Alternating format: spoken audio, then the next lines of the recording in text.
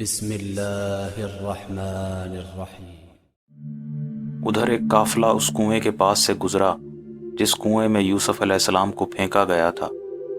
قافلے نے وہاں قیام کیا اور قیام کے دوران کنویں سے پانی لانے کے لیے جب انہوں نے اپنے ایک آدمی کو بھیجا، اس آدمی نے جب کنویں میں ڈول پھینکا تو یوسف علیہ السلام اس ڈول میں بیٹھ گئے۔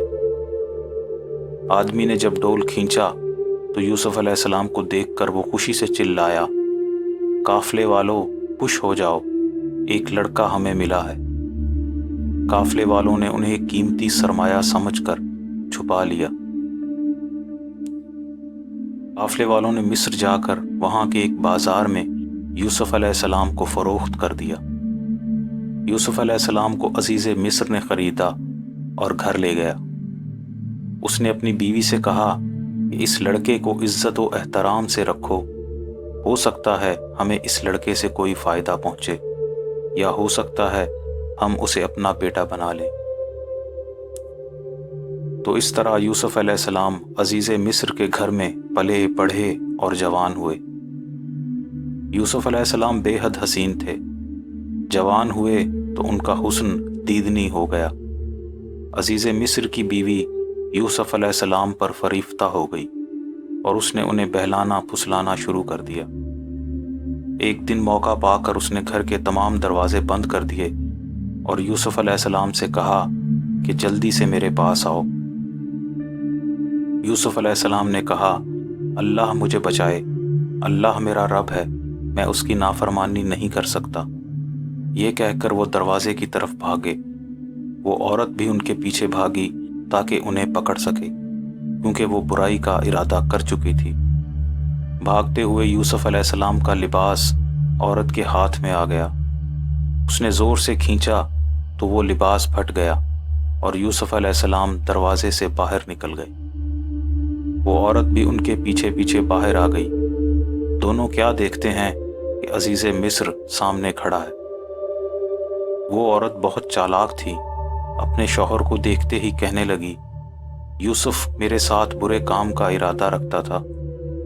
یوسف علیہ السلام نے کہا، اس عورت نے میرے ساتھ برے کام کا ارادہ کیا، میں تو اس سے بچ کر بھاگ رہا تھا۔ دونوں نے اپنی اپنی صفائی پیش کی۔ معاملہ بہت الجھ گیا۔ تب ایک شاہد نے، جو ایک بچہ تھا، کہا کہ اگر یوسف کا لباس آگے سے پھٹا ہے تو عورت سچی ہے، اور اگر لباس پیچھے سے پھٹا ہے تو یوسف سچے ہیں۔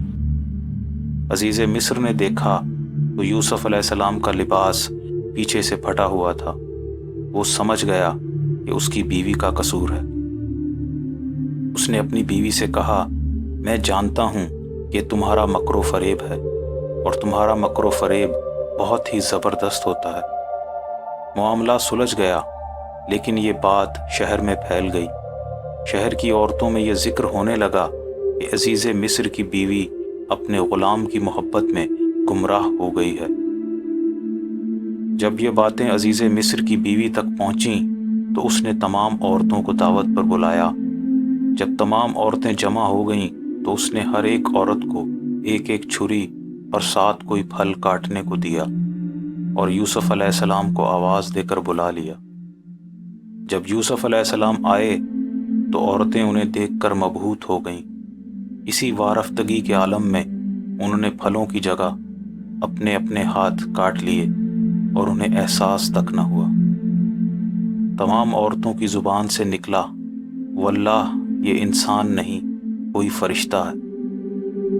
اس وقت عزیز مصر کی بیوی نے ان سے کہا، یہی ہے وہ جس کے بارے میں تم مجھے ملامت کرتی تھی۔ تم سب بے خود ہو گئیں، تو میرا بے خود ہو جانا تم سب کو برا کیوں معلوم ہوا؟ اس کے بعد وہ تمام عورتیں بھی یوسف علیہ السلام کو اپنی طرف مائل کرنے لگیں۔ جب یوسف علیہ السلام نے ان سب عورتوں کی خواہش اور ارادہ دیکھا تو اللہ تعالیٰ سے دعا کی، اے میرے رب، جس کام کی طرف یہ عورتیں مجھے مائل کر رہی ہیں، اس کام کے مقابلے میں قید خانہ بہتر ہے۔ اگر تو نے مجھے ان کے مکر سے نہیں بچایا تو ہو سکتا ہے میں ان کی طرف مائل ہو جاؤں اور نادان بن جاؤں۔ ادھر عزیز مصر نے جب یہ صورتحال دیکھی تو یوسف علیہ السلام کی پاک دامنی کے باوجود معاملے کو رفع دفع کرنے کے لیے یہی مناسب سمجھا کہ یوسف علیہ السلام کو قید خانے میں ڈال دیا جائے۔ تو عزیز مصر کے حکم سے یوسف علیہ السلام کو قید خانے میں بھیج دیا گیا۔